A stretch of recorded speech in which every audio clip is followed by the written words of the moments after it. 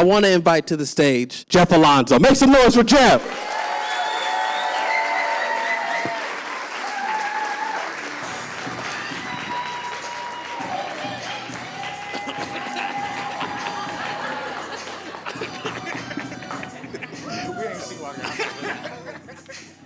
When I say day, you say go. Day. Day. Day. Day. That's pretty good. That's pretty good. Cool. So, Vibrant Freedom.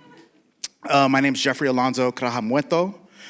And as Ramel said, I'm going to attempt to show vibrance today. And I'll also say that I'm hopeful that you don't agree with everything you see today.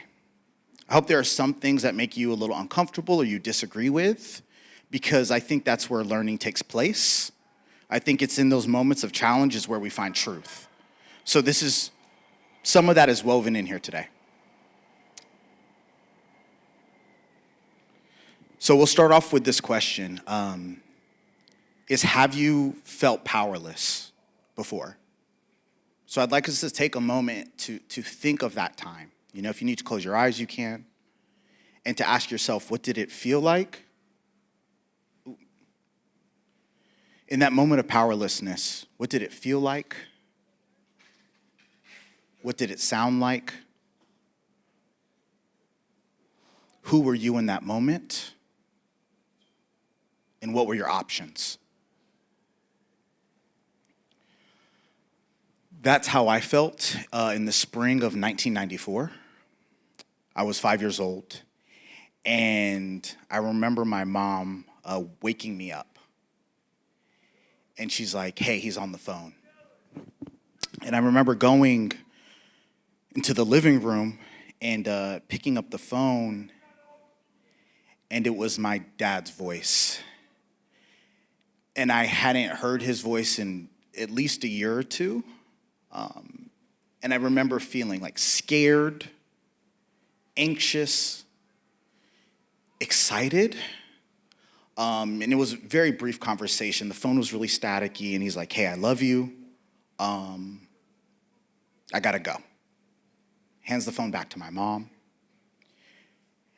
And I don't know about y'all, but I know when I was a kid, like when I think about memories as a child, sometimes I didn't fully get what was going on, but I felt what adults were feeling. So I don't even remember what my mom said to him, but I remember she hung up and was just crying. And this is how I was introduced to the 1994 Rwandan genocide. She began to tell me that many of my family members had been killed. Some I knew, some I had never met.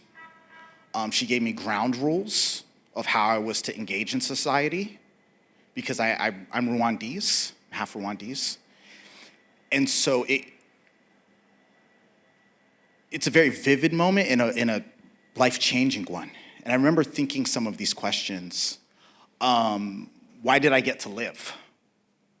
You know, I had cousins in Rwanda that were my age that died. And I remember just grappling with that and feeling it was unfair. I remember thinking, why would God allow this to happen? Because, you know, you're a kid, people were like, oh, there's God. There's these, like, structures and rules and safety. And I remember thinking, like, why is this allowed? Additionally, and I don't think I framed it this way. This is like adult articulation, right? But I wanted healing. Like, how do we heal? I had an uncle that my mom was like, you can't be around him anymore. Because I don't want to go too deep into it, but she's like, these are a list of people you can't talk to if you see them run, essentially. And then these last two things is who holds power and how will I show up? Because I started questioning things, right? I remember asking, what about the president? Because around that age, you're like learning about like powers of like positions of authority. So this really led like these questions. These questions led to me attempting to answer these through a variety of ways and a way that I would deem vibrant. On the left and the right here, these are my first, I started protesting my first year of college. I remember showing up into my political science class. It was actually here in City College. And I had a white teacher. She was playing Dead Prez. And it made me so angry. Dead Prez is like hip hop community group. And I said to her, you can't play this. She's like, why? I'm like, because you don't know what it's like. Like, what are you trying to do, you know? And she called me on my shit. She was like, well, I really like Dead Prez. And what are you doing to make the world better? And I was like, I'm complaining to you, you know? And she's like, you're not even doing the readings in here. Like, you just show up, you know? And she was right. And I was like frustrated, but it was the truth. And she was like, hey, there's students starting to organize. You should join them. And I did. So this, the top left, these were student increases. So at the time, a lot of my freshman year of college, I already had friends starting to drop out because they couldn't afford to stay in school. And that made me upset. It made me think again about when I was a child and this powerlessness. Like, what are we going to do? When we as a society face these massive challenges, oftentimes because of decision makers, right? How are we going to show up? So yeah, I showed up. You see, I got the megaphone and stuff. There was a ton of people involved. This is the same rally. We're downtown. There's thousands of people here. It was a trip, right? Like, you don't always see the power of organizing until you're in it. And at the same time, I started working on my first mixtape, Ratchet to Revolution. It had a different title. It's all over Kanye beats. And it was also the first time I got my first cease and desist letter, right?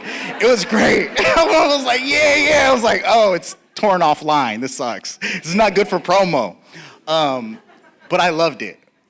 Y'all, it hasn't aged that well. I then went on to start teaching. I wanted to work with the youth. I know teachers have been a big part of my formation. So this is me with some of my students. I taught high school social studies. So the funny thing is, as y'all could see, I was actually one of the smallest in the class. I was 22. I remember my first day teaching, right? And not all there were some big boys in this school. I remember I sat down and I told this kid, I swear to God, his name was Euphrates. And dude was like 6'8". And I remember, and he was big. And one day he wasn't doing his work. And I was like, Euphrates, like, hey, you got to do your work, right? Like, and the whole class is staring like, what's going to happen? And he looks at me and he's like, hey, mister, we can go grab a beer after class. I'm not doing anything. I was like, okay, cool. This is teaching. But loved it. And also, I think, a form of creative expression. At the same time, I started painting. And I'll say, too, I'm not, like many of y'all, I'm not a linear person. I really go to where my heart calls. I'm not a product, even though sometimes, like, maybe if I focused on one thing, I would have made more money or something. But it's just not who I am. I started painting. And it's a trip. I remember I was, like, painting in my garage and stuff. And one of my friends is like, yo, like, have you ever tried to get in a gallery or something? And I'm like, no. Like, why would I do that? And then she left, and I was like, damn, I should try. And so I had read Malcolm Gladwell's, I think it was Tipping Point, in the 10,000 Hours. I was like, okay, if I do like 1,000 paintings and I figure out how to get it seen, like maybe I'll pop. And you could see here in the top right, this was the first gallery I was signed to. It was Chrysalis Gallery in Houston. And I was really fortunate to throw down with them. They only signed 3 artists per year. And it really, like, I was able to jump in, you know, and I was really fortunate to sell paintings at really good prices and learn a lot about how that works. This painting here was actually, I painted this, I believe it was 2014, 2015, when Michael Brown had been killed. I was fortunate enough to go up there with a delegation of Houston activists and work with folks in the community there. It was right after he was killed. I remember I was a teacher at the time. I told the principal, hey, I got to take a week off. She's like, why? I'm like, I'm about this life. She was like, okay. Yeah, and I painted that. And I remember, and some of this will make more sense as we go further in. I remember feeling heartbroken for Michael Brown and the folks in Ferguson. And I came back with just like this dark cloud because I didn't know what the fuck I was gonna do. And I was organizing and still felt honestly hopeless. But I painted this in a series of paintings. That series was called Purpose Tape. And it was like, message to me and to share with others of like, sometimes in life we see these like caution tape that says stay away, but it's actually you're supposed to walk through that and to like take on those challenges. I do think that's the series that was able to get me like into the art world, because like connecting the visual art to the concept, and I think they saw too, right? Like there was a social justice element to it. Cool. So this is another form of how I express creativity. As Ramel expressed earlier, I'm the organizing and political director at ACLU, and I do believe that social justice is an art. It's a thing we do. Over here, I don't know what it was. It's probably just yelling at them because they're doing what they always do. I'm pretty sure the city, I think it was city council, public safety committee, yeah. Oh, I think this is when they were like taking a law off we were working on. So I was like talking mess. On the right, we just recently went to the Capitol to lobby. So again, right, like community, whether it's art, music, education, social justice, they're all all forms of how I show creativity in the world. Oh my God, I'm talking way too long. All right, we're gonna move quick, y'all. It's gonna be expedited. So with all that said, I believe that creatives naturally are freedom fighters and have a responsibility to help liberate the world. And I don't think that's an easy thing. I don't say it lightly. And everyone in my life will tell you I can be like ridiculous about some things, but it's not just hyperbole, it's a genuine belief, right? A lot of folks, we got good news yesterday, right, about Trump. Who's gonna share that message? Right, like on the fringes of all social change, there are creatives breaking those boundaries and showing folks what it looks like to rebel. I've yet to meet a creative that's like, even if they act like they're in a box, those are usually the most rebellious ones. All right, so real quick, I was supposed to take that out. It's supposed to say 44 Seeds of Liberation. These are some concepts that I've been like tinkering with over the past probably decade. They're things that are consistent within art and social justice. The book is kind of like dark, but if you've read Robert Greene's 48 Laws of Power, I would look at this as like the light side of that book, right? Like the not antithesis, but more in alignment with who I am. We're gonna go over two of them, the brush your teeth and hone your mind's eye. I heard some giggles, you'll see. It all makes sense. So we're gonna hone our mind's eye real quick. Dang it. All right, so real quickly, I would like us, before we create things, right, it's important that we're clear in what we're trying to create. I think a lot of folks talk about what manifestation is. That's the creation of the thing. But first, we have to be really solid in like, what is the thing, right? So if we can take a moment and imagine what a peaceful world looks like. So if you got to close your eyes, breathe a little bit, right? What does that world feel like?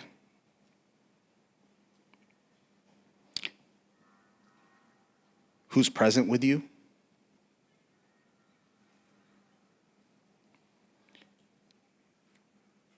Sensory check-in wise, how does your body feel? And how's your heart? So let's open our eyes real quick. I believe when we're doing collective work, it's really important that we spend that time with the self and with others to figure out where are we going? And what does that world look like and feel like? This isn't just helpful to get to that space, but it's also helpful when we're going through the process, right? Because realistically, like, I don't believe the ends justifies the means. It's like, how are we doing this work together? And it doesn't mean that we avoid challenge and things of that nature. But we're really in tune with where we're trying to go and how we are connected to that.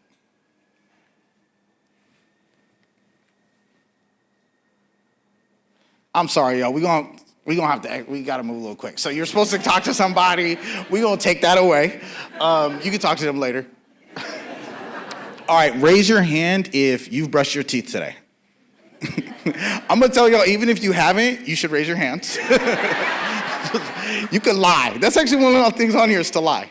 But for this one, most of us raise our hands honestly. And it's because, remember, will you go like this when I got 5 minutes? Or you know what I'm trying to do. It's because it's a behavior, right? It's a behavior that you're usually taught when you're very young. And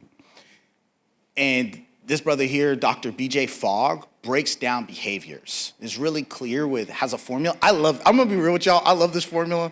As soon as I got the opportunity to speak up here, I was like, I'm gonna talk about this formula. So this is it.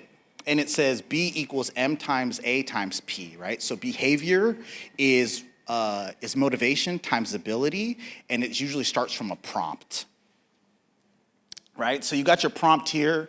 We brought the toothbrush thing. I'm actually gonna skip this one. All right, so we brought up the toothbrush thing, right? So you wake up in the morning and you walk into your bathroom and you're like, oh, there's my toothbrush next to my sink. That's the prompt, right? You're like, oh, I'm gonna go to CreativeMornings later. I need my breath smelling right. So you have motivation, right? There's a high level of motivation. And it's pretty easy to do, right? Like it's not a complex thing. You're not building rocket ship. 2 minutes, toothpaste, done. So it's this combination of both motivation and ability to do the thing, right? So again, prompt. Can y'all say prompt? Prompt. Motivation? Motivation. Ability. I promise you, especially for our folks that are neurodivergent, ADHD, this thing's the key. I'm telling you, right? Because you can start to break things down. I think it's especially helpful where prompts fail, right? So asking yourself, okay, I didn't clean my room today. Why? Was it a prompt? Did I just not have something to remind me? Usually you can walk in and see the messy clothes, but if you have I won't go too far into it. But is it motivation, prompt, or ability?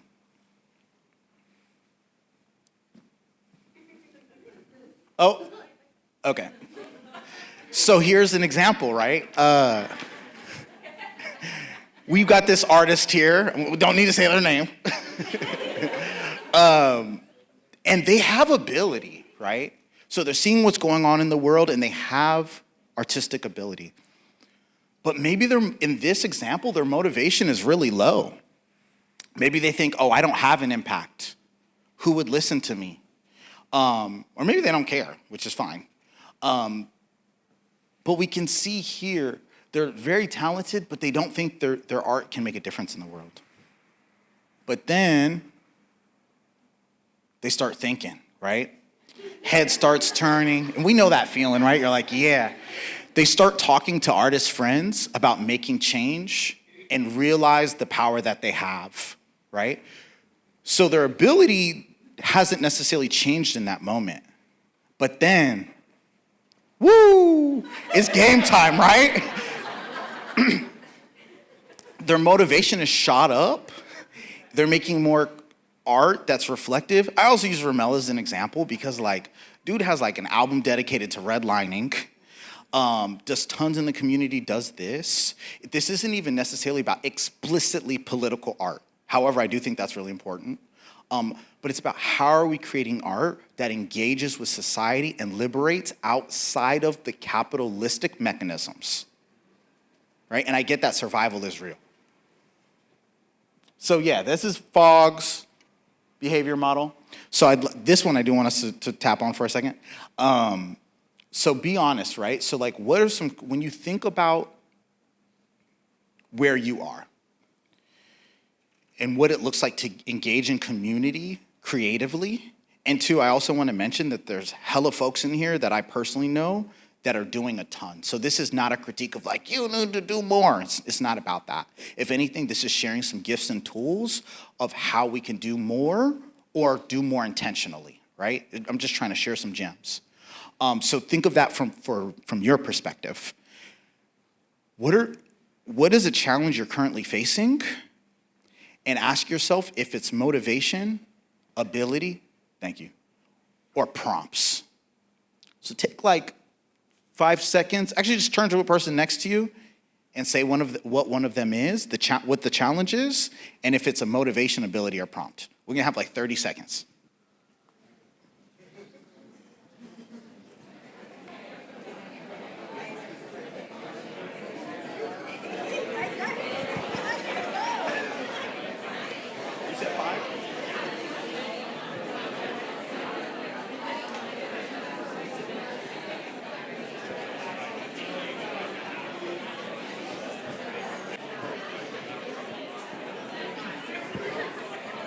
Ding, ding, ding, ding. We should have had you up here getting it.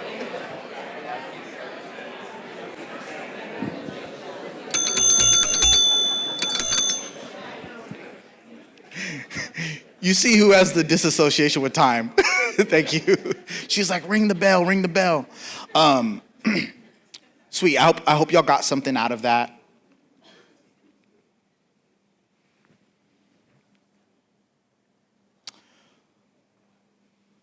So they were all people like us, right? And this is not to bring down their skill, talent. And clearly I have a bias towards visual artists, but there's tons of like dancers and musicians and different types of creatives that aren't up here, coders, tons of folks. Oh yeah, Ron Finley. Y'all know Ron Finley? Yeah, I heard some snaps. Yeah, the gangster gardener. Yo, this brother is a painter with plants, right? South Central, I believe South Central. I haven't watched any of his work in a while, but also a creative, right? To fight food deserts and injustice. Plants, just plants food. I think mainly edible food, plants, so to be specific, right? We've got Frida, Carl Walker. Have y'all seen her work? It's so dope. I think it's the bit like she shows like simplest, like it's not, in my opinion, technically challenging, but the concepts that she shows with just shadows and silhouettes is just like profound. We got Mr. Obey himself. For those of y'all that grew up in Dago, I remember as a kid, right? I was riding my bike down, the first time I saw his work, I was riding my bike down Florida Canyon. And I saw this big old Obey thing on the back of a sign. I was like, who is this, you know? And then found out later, he also created artwork for Obama's campaign, right? These are all examples of artists that said, I'm going to engage in the world. Originally, I was gonna show examples of like actions people could take here and connect y'all to campaigns and stuff, but I didn't want this space to become a transactional one. I didn't want like all of this to be like, oh, this was the pitch to like ask for this thing, this call, a specific call to action at the end. And to be quite frank, I had a lot of friends like, are you gonna add that? And it's like, nah, because I don't really care what it looks like or where it is, but I was hopeful that today would help guide us towards that place, right? Of us as a San Diego creative community participating more actively, whether as individuals in a collective or in a collective together. We have a lot of challenges in our region, like the amount of displacement that is occurring is heartbreaking. Every week I hear about another friend that is about to move or is moving. And I think creatives we must play a part in stopping that or changing that. And there's some cool shit happening. The brother Jim, I didn't plan this, but that brother, I think Jim Brown that runs Bread and Salt, he's creating like an apartment building for creatives. So they have like affordable rent. I think about how at the county, there's an $8 billion budget and like half of that goes to police and incarceration, right? City, like we see where the priorities of our major budgets go, and that's our money.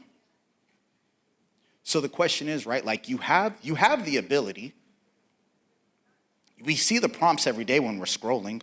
Oh, I didn't say this earlier, but I do think it's important to say things loudly and to be intentional. But there's a genocide occurring in Palestine. It's not a war. This is a Palestine. I personally believe that me being an American and living in this country, I am participating in that, right? There's a quote by Paulo Freire a freedom fighter in South America. He says to wash one's hand of oppression is to side with the oppressor. So if we are not actively participating within our realm of possibility, because I get it, hey, sometimes you can't do it. Ramel said, where's Ramel at? Oh. Always got my back.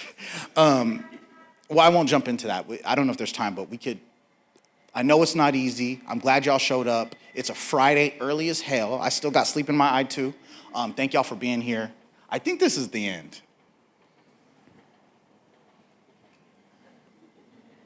Okay, it's the end. Oh yeah, it's the end. Thanks y'all. Thank you.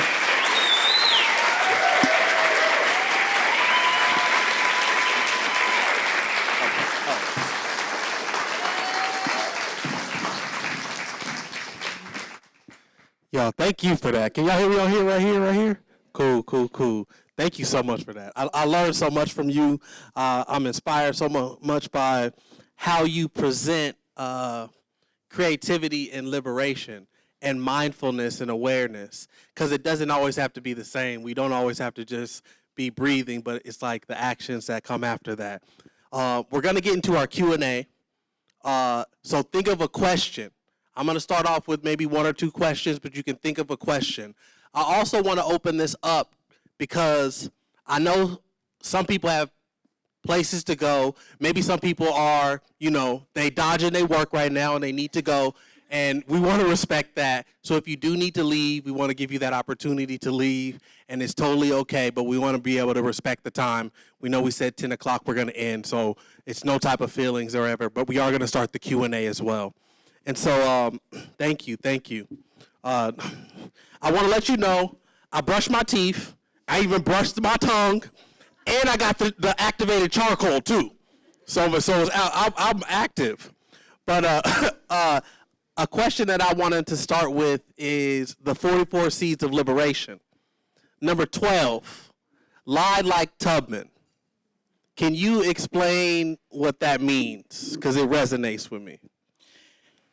Yeah, and I think this goes to the earlier piece about we should be truthful with ourselves and what we can do. Sometimes I do not believe that the world is the way it is because truth tellers aren't telling the truth. I think sometimes really terrible things happen to good people that are keeping it real. So it is not, in my opinion, the responsibility of a person doing the social justice work, the healing, to go always tell the oppressor everything. Sometimes the oppressor is work, right? Like we're in a point to where I'm so fortunate to work at a place to where I can be myself. I dropped a video yesterday that said, was talking shit about Trump. I'm like dancing, there's music cursing at him. Like I'm fortunate to work at a place where I can be that way. Some folks can't. You're not there. And this is really rooted in like thinking about the Underground Railroad and how freedom fighters like Harriet Tubman couldn't tell the full truth to everybody. Because if she did, the plan wouldn't work.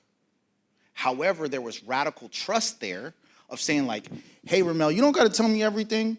I won't necessarily tell you everything that I'm doing, but it's in our trust of each other that we're doing the right thing, even when we're not watching, even when there's not these like mechanical accountability measures. And again, I don't want to confuse this with truth and honesty. They're different things. But it's like the way that we go about it, like Banksy. People didn't know who he was. He was probably not telling the truth to some people, right? So yeah, that's the response to that. I like that. When you were talking, it reminded me of James Baldwin, and he has this perspective of artists of like, people don't really like artists because artists tell the truth, and it reminds people of what we're not doing actually in the world.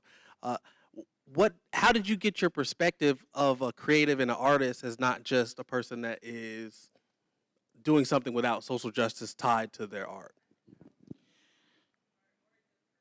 I think there have been many moments. I remember the moment I found W.E.B. Du Bois' Double Consciousness. piece. And I read that, and it just rocked me. It resonated and was beautiful. And then that led me to his piece, Criteria of Negro Art. And he talks about that. And it's like an argument. It's many pieces. I suggest, even if you're not Black, you go read it. It's beautiful text. It was written in 1910, and it couldn't be less relevant now, more relevant. It's really important even for right now. And in it, he talks about like art for art's sake, and that has its role in its beauty. But like art needs to challenge, right? It's propaganda. Like I've got some friends that are creatives at Apple. They give their time and energy to Apple. They don't always have time and energy to do art outside of that. I think W.E.B. Du Bois would be like, yo, like, what are we doing? Like, yo, we've been co-opted. And I'll be straight up, like, even when I did that mixtape, my roommate at the time was like, bro, no one's trying to listen to this. And I listened to him say that. I still dropped it. But he was like, bro, this is like, man, well, I don't want to think about that. He literally said, drop something like Rick Ross. I'm like, what? Bro, I have nothing to do with that. Yeah. Oh, yeah, y'all stop. I got my cease and desist 2 weeks ago. Oh. Yeah. Raise your hand if you got the cease and desist out there. Oh, you got one right there? Okay. But other people scared. You still going through it. It's okay. Don't say nothing. I want to open it up to the audience. We'll do 2 or 3 questions. So you can come up here and I'll just hand you the mic. We got a question right here. Oh, sliding through. Silky smooth. Look at that. What's up? Hello. I feel like having a mic's a lot of power. Thank you for your seat, also. Break rules to learn them. I see. I love it. I had a question on the motivation, ability, prompts. I feel for me the biggest obstacle to getting more engaged, more involved, organizing, like I do a little bit, here and there, is time. I don't have any time. Like I haven't done my taxes yet. I haven't even looked at them. Like I don't know anything about it. Nothing. Like I want to get involved. Like I talked to a group a couple years ago. I'm actually wearing this shirt accidentally. YIMBY Action. And I was like, yeah, I would love to get involved with like your San Diego chapter. They're like, we want you to start our San Diego chapter. I was like, fuck. How do I make time? Do you have a time machine? Yeah. So I think that's a common challenge for folks is time. It's like, how do I prioritize? Or even if I want to prioritize, the onboarding or getting into the space is so costly. Like starting an org, I would not suggest anyone start an org from 0 to 1,000. But I would say, and I think Dr. Fogg would agree, that falls under ability, right? Because it's like your ability to do the thing. And if you can't do it because of time, and that is the case for me sometimes, I look at other things in my life I can become more efficient with. Or sometimes it's like something's got to go, right? It's like, okay, can I often say to folks, I say, hey, I want to get involved with social justice stuff. I say, find one org and be honest with yourself. Can you do 2 hours a month? And if you can do 2 hours a month, go tell that org that, hey, I've got 2 hours a month. What can I do with that time? And they'll share. They'll tell you, right? I would not suggest starting something from just because we want things we can be consistent with, that we can keep up, that's not so exhausting we get burned down and dip. So that's my suggestion on that. Yeah. I want to talk to you more afterwards, but yeah. Okay, for sure. Is there another question in the audience? You can come up here and sit in the chair. It's pretty cool.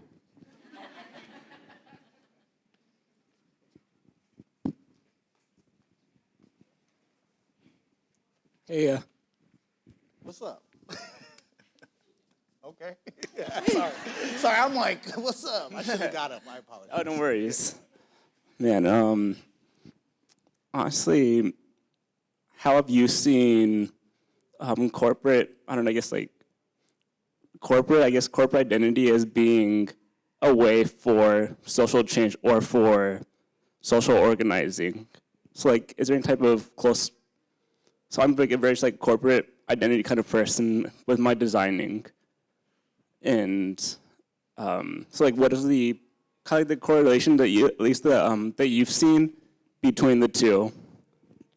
Wait, between what two things? I guess so. Like the kind of work that you do would be like the social organizing, but with a very, I guess, organized corporate look to it. And it's like, how can that actually like help with, I guess, like community involvement? Yeah, so that's helpful because there's different spaces. I think organizing is essentially when a group of people come together and say, like, what are our needs and how do we use what we have to get what we want, right? And oftentimes, like, whether the structure is a job, right? Like, and folks come together and unionize. Like, there's structures for certain spaces. They're coming together to change that thing. I think one of the easier levels of it is when there's a clear decision maker, right? So, like, San Diegans come together and say, like, yo, we want a new library. Whose responsibility is to create libraries? Maybe they say the mayor, maybe say board of supervisors. So they say, how many people do we have? How much power do we have to influence this thing? Because sometimes it's less about building new power and just combining what you have to change that thing. Is that helpful? Yeah. Thanks. Yeah, of course.